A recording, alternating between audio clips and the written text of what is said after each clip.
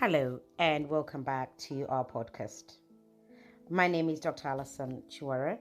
I'm the CEO and founder of Human Focus Limited, a company that is truly dedicated to creating happier and healthier organizations, workforces, and communities all around.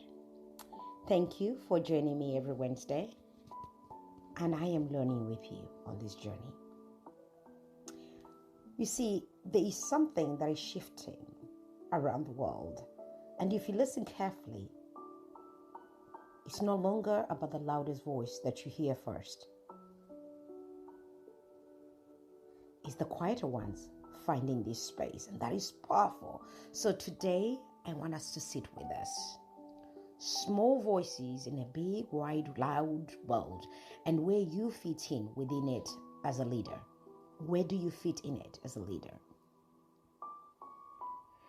For a very, very long time, I think the world has rewarded volume. The louder, the better. The loudest voice in the room was often the one that everybody thought was the one that was shaping the narrative. Boardrooms, politics, even social spaces. Presence was measured by how much you could project, how quickly you could respond, how forcefully you could assert. You see, I use past tense. Was measured. I didn't say is measured. And then something undeniably began to shift. I think we all noticed the shift. We entered a season where the world began speaking about, diversity, equity, and inclusion. Suddenly, there was a language for voices that had always existed, but never been heard. Spaces were forced to open. Seats began to get offered. And tables, yes, boardrooms, tables, began to expand. But now, we're in a completely different moment. The question somehow seems to have changed and no longer just are diverse voices present. It is now, are these voices sat here, all of them, shaping outcomes? Because presence without influence, in my view, still remains a silence in disguise. Let me take you somewhere a little bit deeper here, if you allow me. And it is a little bit deeper because all of you that know me know I always refer to something religious. There was a young shepherd boy called David. I'm sure many of you know of him. He was overlooked. I would even call him underestimated. Not even invited to the initial table where leaders were being considered. I never say to the table where leaders were. The initial table where leaders were being considered. He was a very small voice. He was a small voice. Not because he lacked capacity. Not because he didn't have position. And yet, my dear friends, when that moment came, when that moment of assignment came, when something needed to be confronted that others could not handle. Did you hear this? When others could not handle, it was his voice. Yes, the small voice. It was his perspective. It was his courage that shifted everything. And one asks, what changed? It wasn't his ability, but it was the occurrence, the provision, the availability of that moment of recognition. And that is something many people are navigating today. It's not that your voice has suddenly become valuable. No, it always has been. It always was valuable. But now the world is beginning to hear you differently. Do you hear me? It's beginning to hear you differently. And I want to bring this in today's context. You see, over the last few years, organizations have been pushed, maybe forced, sometimes willingly, sometimes reluctantly, to rethink how they lead, how they even hire, how they listen to their employees or their citizens. HR has even moved from policy enforcement, really, to culture architecture. It's much more than just paper-driven work. Management is no longer just about delivering, it's about creating the right environment for those deliveries to actually happen. And leadership is being asked questions that are much deeper than ever before. Who now is not speaking? And why are they not speaking? Because silence in a system is no longer accidental. You see, it's often structural, they say. So we are seeing shifts all around. Companies are rethinking leadership pipelines, not just promoting the most visible, but the most capable. There's a shift here. Boards are being challenged. Not just challenged to include diversity, but to actually empower it. You must empower. Don't just make it diverse. Empower diversity within your boards. Nations are reconsidering partnerships, not just with traditional powerhouses. I won't go deep on this one, but with regions that bring new perspective, new thinking, new impact to their regions, to their nation. And here's where I want to invite you to pause. Because sometimes it's so easy to overlook what is happening around us. Something profound is happening globally. For a very long time, yes, too long, Africa has been positioned as a quiet participant in global conversations. Rich in resource, rich in potential. We say every day we're potential to have the most employable population by the year 2050. Rich in culture, but often not centered in decision making. And yet now, today, this year, this decade we're in, this new era, this season, the world all of a sudden is turning its gaze. Economically, demographically, strategically, call it. Africa is no longer just part of the conversation. It is no longer the one up for discussion. It is becoming central to it. And here's the question that sits quietly beneath that reality. And I ask it gently, is Africa aware that its voice matters at the table? Or is Africa still waiting for permission to speak? Because sometimes shift is not external, it is internal work. I always say that shift begins with you. Change begins with you. The world may offer you a seat, but you must choose to use your voice. An organization can give you a seat. A boardroom may give you a seat, but you must choose to use your voice. And perhaps this is where it becomes really personal. Because Africa is not just a place, it's a metaphor.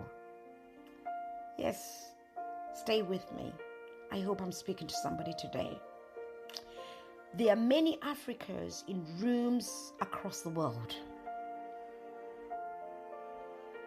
The person with insight but not confident, or not yet confident. The leader with vision but still second guessing the authority and their potential.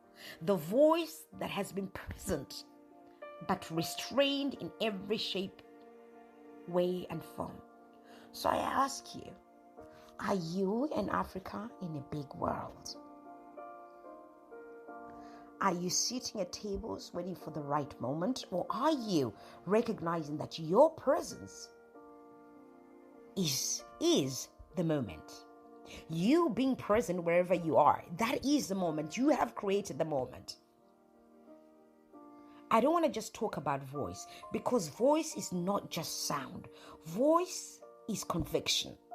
Voice is the ability to shape direction, not just contribute to noise. May I add? Voice is perspective. You see, voice is where your identity meets your expression. It is not just about how loudly you speak. It is about how clearly you stand. And here's where wisdom, often simple, often overlooked, grounds us. There is something many of us were taught, in one way or another perhaps, through our mothers, grannies, those quiet people in our lives that have really grounded us. You do not need to shout to be heard, but you must know when to speak. At least this is common in Africa anyway. That balance is everything, because there's a time to observe, there's a time to learn, and there's a time to grow. But there's also a time to step forward. Are you with me? I just want us to return briefly to the question of leadership. What kind of leader are you? Are you the loud voice that commands a room? Are you observing? Or are you the observing voice that stands and understands before acting? Or are you the quiet voice that shapes a room when you speak? None of these are wrong, mind you. But what matters is do you know when your voice is required? See, somebody once asked me this, because leadership today is not about how loud you speak, how vocal you are, how projective you are. It's about discernment. Yes, discernment. I had a conversation today, and I'm beginning to find that there's so many faith-led leaders that are really commanding space in the world kingdom, knowing when to speak, knowing when to listen, knowing when to take space and step forward, and knowing when to elevate others even. That is discernment. And as tables begin to turn globally, as power dynamics are beginning to shift and new regions rise, and as new voices are emerging, I ask of you, who benefits from these changes? And here's the harsh answer. It's those who are prepared, those who have done the internal work to recognize their value, those who have clarity of thought, not just to rush in and access those opportunities, but those that understand that being invited to the table is not the end. It is merely the beginning of a journey that is ahead of you. So perhaps today is not about asking you whether the world has space for your voice. It's about asking you, have you made space for it within yourself? Because the loud world will not quieten for you. Do you see where I'm coming from? But you can learn to stand within it, grounded and with intention, but very clear in your delivery. And I want to leave you with this today. There was a time when small voices were overlooked. Oh yes.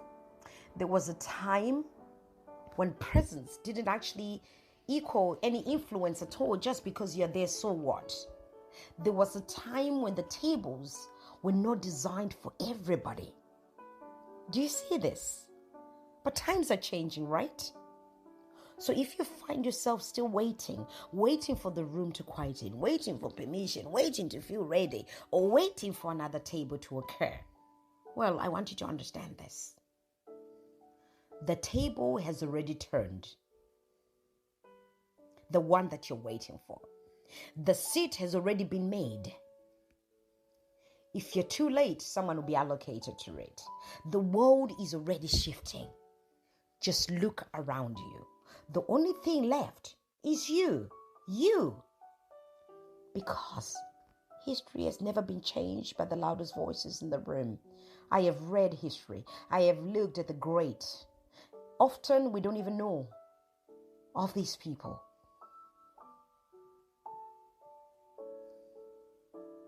History has been changed by the right voices at the right moment that chose to speak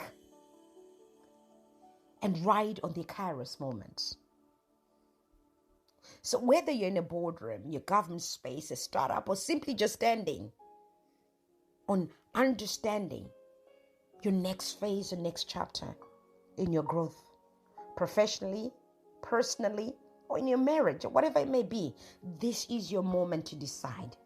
Will you remain a voice that is present or become a voice that moves things? Are you with me? You can be present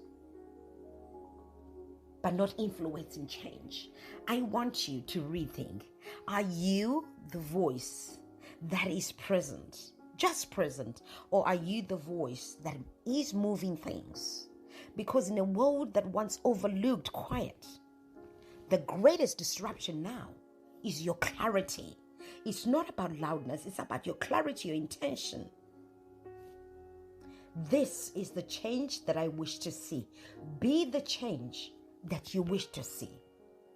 And here's the truth, simple and undeniable. You are not waiting for the microphone to be handed to you.